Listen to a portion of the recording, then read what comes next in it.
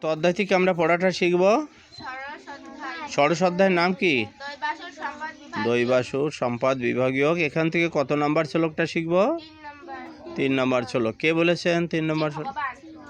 আমরা শব্দগুলো জেনে নিই। তেজোহোক সমাদৃতি শৌচম অদ্রোহণ অতিমানিতা ভবন্তি সম্পদম দৈবীম অভিজাতস্য ভারত।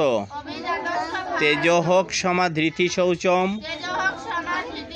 অদ্রোহণ অতিমানিতা ভবন্তি সম্পদম দৈবীম অভিজাতস্য ভারত। আমরা এখন অনুষ্ঠব ছন্দে পাঠটি শিখব। তেজোহোক সমাধৃতি শৌচম অদ্রোহণ অতিমানিতা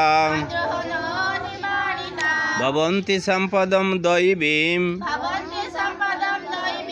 অভিজাতস্য ভারত।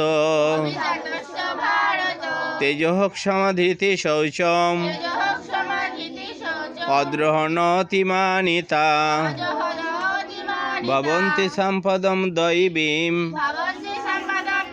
অভিজাতস্য ভারত।